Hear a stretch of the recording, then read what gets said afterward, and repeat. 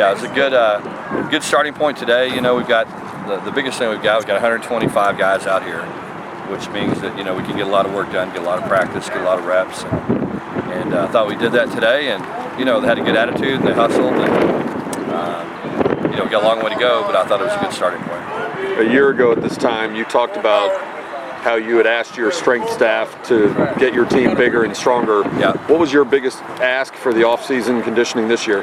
Well, I think just to continue to build on that. I mean, I think that, you know, we're still trying to develop as much of a mentality as we are trying to get bigger and stronger. And, you know, I think our strength and conditioning staff does a fantastic job of helping us develop that mental toughness and you know, that championship mentality that you have to have in order to win a championship. And so, you know, I think our guys are much better that way. You know, as you can see, we're bigger and longer and have more depth, and it's more competitive than it has been. And so, you know, I think we've gotten better, gotten bigger, gotten stronger, gotten faster. And like I said, I think probably the most important thing is our mentality has improved as well. So I'm pleased to see that. Along those lines, who's caught your eye in terms of physical change, looking bigger, stronger?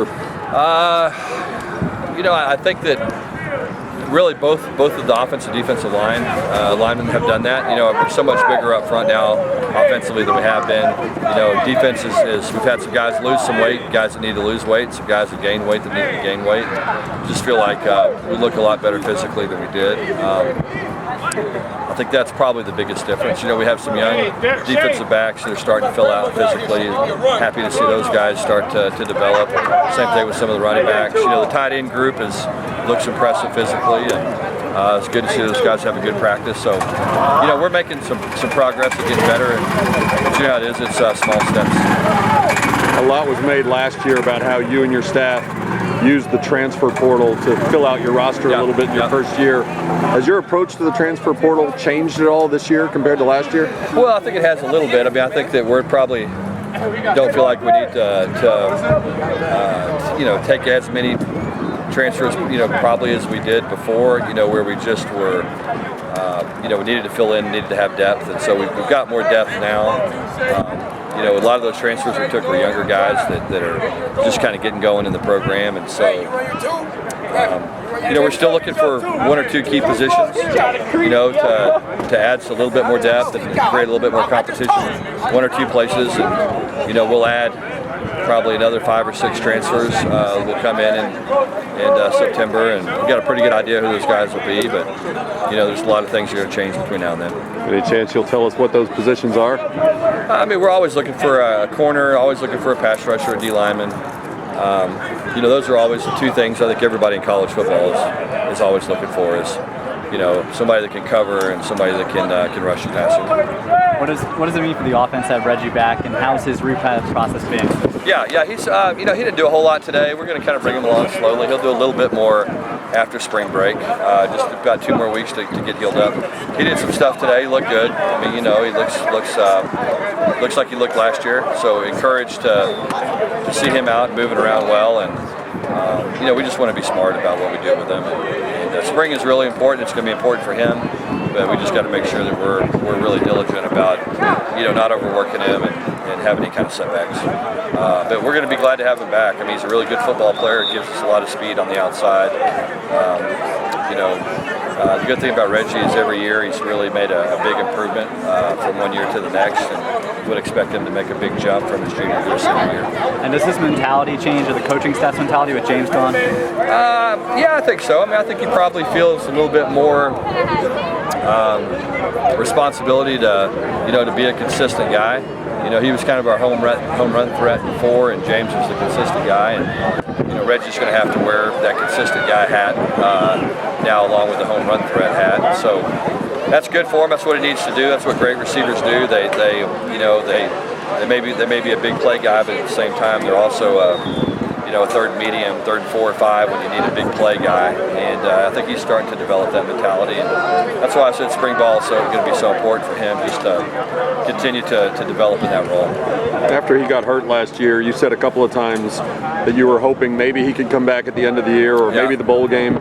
Was that something that was just sort of being put out for opposing coaches to hear and worry about? Well, no, I don't think any of us. I mean, it's funny when you have like a break like that in your foot. There's sometimes those things heal really fast, and sometimes they take longer to heal. So, I think optimistically we kind of felt like if we played a late bowl game, he would have a realistic chance. Ended up playing an early bowl game and just wanted to, and his foot took a little bit longer to heal than we thought it might. Every year, coaches have to replace outgoing seniors, and 2 of yours, Kamen Freeman and Xavier Jones, had, I think it was 69% of your carries and 80% of your rushing touchdowns. Right. Do you and the offensive coaches have an idea of how the running back position might unfold? Not really. I mean, I think we'll have a really good idea when we get out of spring. I think we all probably have an opinion on how it's going to unfold, and we'll kind of see how it does. I think that we certainly feel like we have capable players here.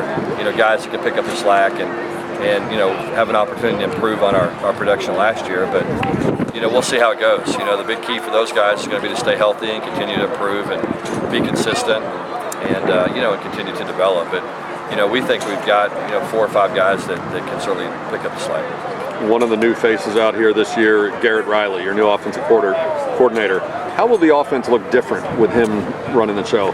Oh, I don't know. I mean, I think the hope is always that you just, more than anything else, you just execute better, get a little bit cleaner in what you do. I don't know that the average fan will be able to tell much of a difference, honestly. There's some little nuances. Some of the receivers don't switch sides of the field. I mean, just stuff like that that's new, and I think it'll allow us to play a little bit faster. I think Garrett's a lot like my philosophy. We really believe in simplicity and execution, and so I think we'll probably maybe do a little bit less and try to execute a little better. You said, I think at the bowl game maybe, that you were hoping to apply for an extra year for Richard Moore. Any update on that? Yeah, still working on the paperwork. I think we're just kind of submitting all, getting all the stuff that we need to get submitted, and once we do that, then we'll get the paperwork submitted and see what happens. When you talk about guys like Richard and Harrison Lovelace, Kobe Bryant, guys whose injuries cut short their season last year, how many of them are still feeling some lingering effects, or are they all going to be good to go? Yeah, I think they'll all be back at some point. I mean, before the season starts. Some longer than others. I mean, Harrison's going to be a little bit of a longer project, just with the kind of injury that he had. Kobe's, just had a surgery that'll kind of slow him down a little bit as well. But we expect everybody to be up and running by the summer for sure. Yeah, one more. When he arrived last year, there was some attention paid to Keeter James transferring in, and obviously he had to sit out a year. Now that you have him, what can he add to this offense? How can it change the complexity? I don't know. We'll see. I mean, I think that the big thing with him is just getting him back healthy and getting him taught what to do and how to do it. And I think over the next 3 weeks, you'll see his role get a little bit bigger in practice every day. And he needs these practice days. I mean, he's raw and he's going to have to learn a new offense. But he's certainly what you're looking for physically. He's got the size and the strength and the speed. He's got a lot to learn, but he's one of those guys that certainly has a chance. A year ago, Shane Buechele transfers in, obviously meeting new coaches, new teammates. Now he has to get used to another new offensive coordinator in Coach Riley. Does the fact that he's done it before make that transition process any easier for Shane?